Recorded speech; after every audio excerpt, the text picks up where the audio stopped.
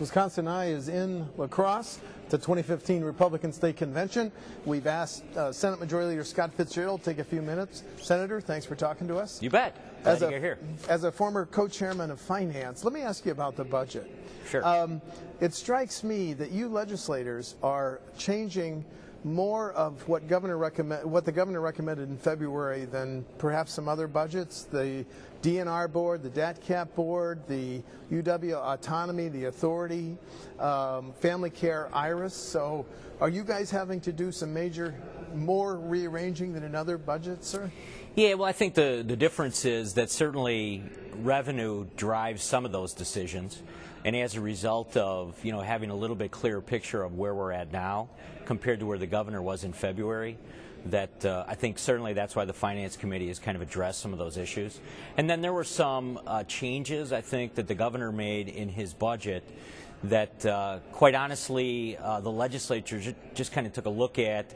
We went back to the governor, said either we're not there as far as a significant shift in the design of, for the most part, the design of government.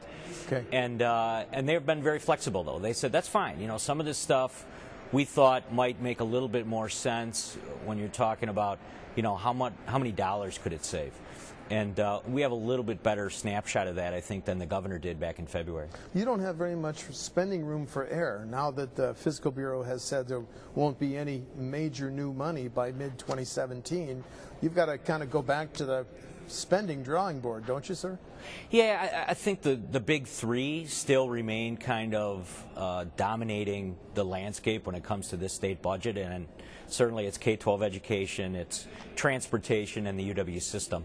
So not much has changed in that regard, but I think the way we address those, it's pretty clear where the legislature is in their priorities, and it's still going to be K-12 education. We want to make sure that we fully fund K-12 and take care of specifically that first year yes. of the biennium. Right. And then if there is some way of increasing that per pupil amount in the second year, we'll probably go there as well. Transportation is tricky. We don't have a 10-year solution. We are looking for a 2-year solution here. And as a result of that, I think, again, we'll have to work with Governor Walker to see just exactly what he's comfortable signing. But there's some other kind of ideas out there on the table, and we'll know where we're at very soon. Let's come back to transportation. One of the first things that co-chairman John Nygren said to the secretary is, what would happen if bonding was only $800 million over the next 2 years? Is that a target for your caucus, sir? Well, there's a lot of people uncomfortable with the $1.3 billion in bonding, but if you get to the point where you're questioning whether or not that is too much, and you don't have other cash solutions, you're going to have to either delay projects or take a look at some other type of significant change to the transportation budget. So I think it's probably a mixed bag. I think the caucus is looking for some solutions that the governor will support, and that dialogue is happening right now. What will the governor sign into law? If he's not going to sign some of those revenue increases, whether it's a vehicle registration or a driver's license increase, which some people consider, some members of the caucus consider pretty low right now, then it's not worth doing. If the governor says, yeah, there are a few things I think we can do, then you'll probably see the caucus rally around those items. Well, the governor and yourself have both said, read our lips, no gas tax increase. So that's off the table. Yeah, it is. But yep. If we take our $75 vehicle registration fee, which hasn't been increased since 2008, and we took it up by a third, though, $25, that would raise $116 million a year, and you could dial bonding back by that. Are there members of your caucus interested in going up $15, $20, $25 in that fee? Yeah, there definitely are members that would support that concept. There's also kind of a faction that says, well, now you're only asking Wisconsin residents to pay that increase versus something that would be distributed over anyone visiting the state. So, I mean, it's the same kind of debate that happens in and around each transportation budget. But we got to coalesce around something, and I think that's why it's going to be important to see what the governor actually will sign into law. Another issue that doesn't appear to be resolved, in fact, it seems to be a long way from being resolved, state contribution for a new Milwaukee Bucks arena. Yeah. Now, there was another meeting last week. There's a story that there's a new potential way of financing that. That seems to me, Senator, like an issue with about 1,000 moving parts. How much the city contributes, how much the state. Can you give us an update on those talks? Yeah, it has developed. I mean, you know, what was early on the governor's plan, $220 with the jock tax. right, which kind of was met with a lot of resistance, I think, because the level of borrowing. We kind of made our way into the Board of Commissioners of Public Lands as maybe a place that we could utilize some of the resources they have to get this deal done, and that's still part of any type of plan that's out there. Right. And then we had a county exec, Chris Abley, who I think was looking for some other angles to maybe even clean up some of the stuff that was going on within Milwaukee County from a governor. From the governor's perspective, stuff that they had hanging out there for a while. So a mix between the governor, the county exec, and then obviously Mayor Barrett, who was pretty coy early on but has come a long way in trying to get this done. So I think you're right. There are a lot of moving parts, and we don't have full resolve yet. I don't have something I can present to the caucus, so we're still kind of we're working on it. But I'm still very much in favor of trying to get something done there. I think it's important for the city. I think the development in and around a new arena would be critical for the city of Milwaukee and Milwaukee County. So I'm still fully pushing the caucus to consider each and every option. And at some point, hope to have something we can present to the full caucus to see where the support is. At this point in the talks, have Mayor Barrett and County Executive Abley offered what you think would be enough matching money to get to a final deal, sir? It's not playing out that way. It's more of a mix of, you know, because obviously both entities rely heavily on state government. When you're talking about shared revenue or the 0.5% sales tax that certainly Milwaukee County gets and that the city has, there's a relationship that's there that's going to be there forever. And it's a give and take on revenue streams. So it's not exactly like somebody who goes out and starts negotiating on a brand new automobile where you have no relationship with the salesperson. There's always going to be give and take, and as a result of that, I think we'll come up with some type of compromise that satisfies everyone. Do you like the idea that was floated last week by Representative Koinga and Senator Darling, where Chris Abley would get eventual control or jurisdiction over 5 MPS failing schools, sir? What I do like is the idea that we're having a discussion about MPS again. I think as we talk about other different pieces of the education puzzle right now, including school choice and the statewide expansion, testing that's going on within the public schools, and certainly you know, early on the debate about Common Core, MPS has to be part of that, and any new ideas or fresh ideas, I think, should always be welcome. I don't know if there's enough support for the county exec to have that much control over Milwaukee Public Schools, but I like the idea that we're having a discussion and trying to change the dynamics of what is status quo, because that's not acceptable. And you know, you'll find some people in Milwaukee that think there are some strides being made. But in the Wisconsin legislature, I think you'd find people saying we need more change, we need more progress, we need something that's measurable, and we need to get MPS moving again.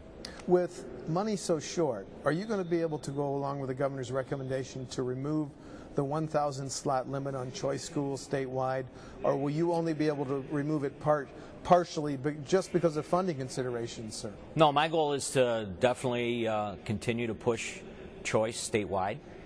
I think it is something that should be available to parents who find themselves in a difficult situation. The thing you have to put in perspective for everyone is that even with the expansion, it's going to be less than 1% of all children in school in Wisconsin. It's a small, tiny percentage of children that are directly affected. But of course, it gets front page coverage each and every time there's a change to it. So yes. I like to remind people of that This is a very small program that offers a lot of options for parents out there that otherwise would be kind of shut down and unable to really have those types of things available to them.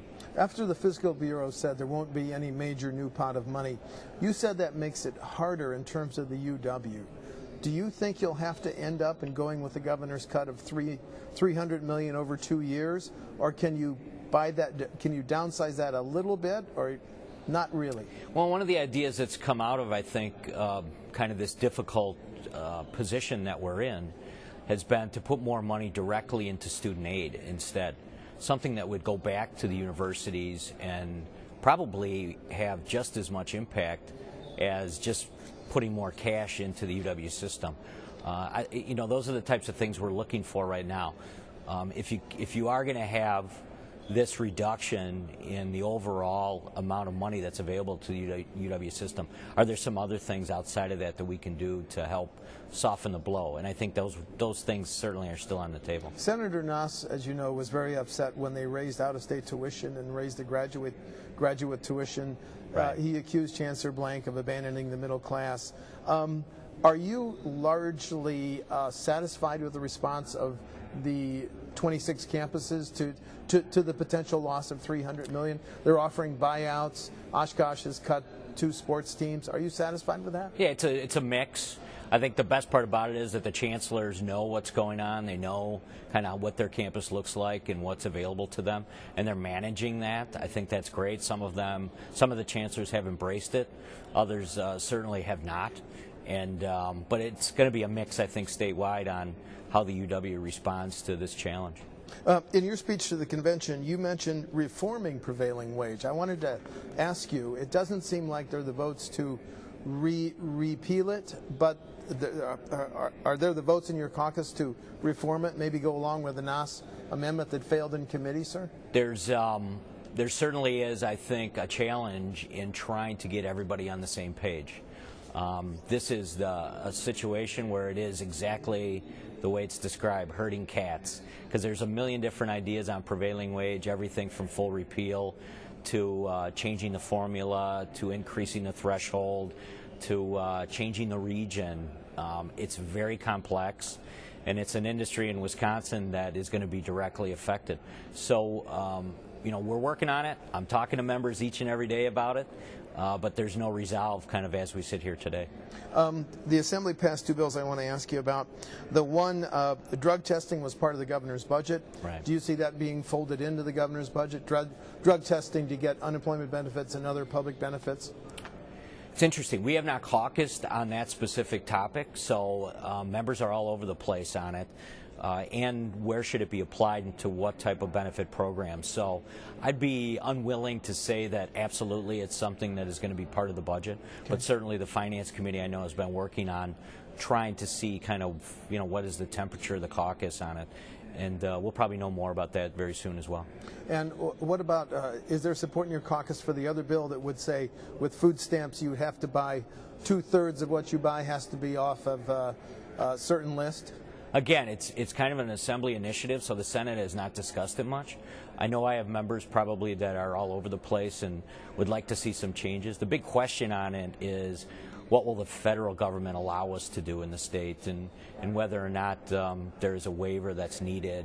If it's requested, would it be granted? So I think there's a lot of different pieces that are up in the air when you talk about that issue.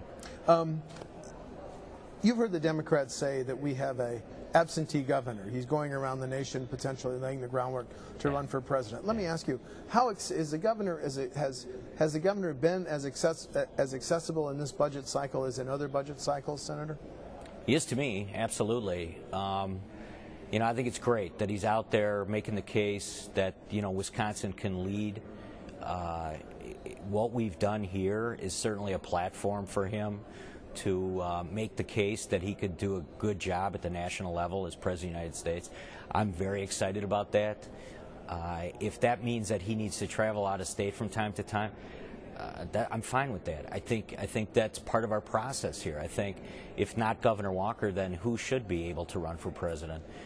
So I have no problem with him. If I pick up my phone and call Scott Walker, he will return my call immediately. I mean, it's not an issue at all. I think it's something that's being blown way out of proportion, and I'm proud of him. I think he's doing a great job, and I'm proud of the idea that Wisconsin has become a place that he can go out there and make the case that, you know, if I'm going to run for the White House, we're going to do things like we did in Wisconsin. I think it's great for us, great for the Republican Party of Wisconsin. And then finally, as you look to your own members who were up in 2016, I think it's fair to say that the top Democratic target will be Senator Rick Gudex. He won by 600 votes. How optimistic are you that you can hold that seat, sir? I would say don't underestimate the Republican caucus and the Committee to Elect Republican Senate. We have been able to make the case time and time again, whether it was recalls or just regular cycles. We've done a great job, I think, in making sure that Wisconsinites know that this team, the Committee to Elect Republican Senate, is strong and making the right decisions. So I don't know who the Democrats will target, but I don't rule out the idea that we pick up another seat in this next election cycle. I really think that we can get to 20 seats in the state Senate, and I'm optimistic we're going to get there. Oh, and I did think of one more question, if you'll excuse me. Next week on the Joint Finance agenda is GAB. Will a plan to restructure GAB be offered and passed by that committee, do you think? I don't know if we're going to take it up in the Finance Committee yet. Okay. I mean, the big question is whether or not the top of the GAB should be reformed to eliminate the judges that are currently there. In those slots, the judges' slots, I should say. Your own position is that they should be, correct? I think it should be. I think it should be something that would be similar to what we had prior to the GAB being formulated. The Assembly is not there yet, but we're working to try and get there with them. So we'll see if it comes together before the Finance Committee takes it up, but at this point, that's kind of where we're at. We're negotiating what the GAB should look like after we make our next set of changes. Very good. Senate Majority Leader Scott Fitzgerald, thanks for talking to Wisconsin. Thank you. Thank you.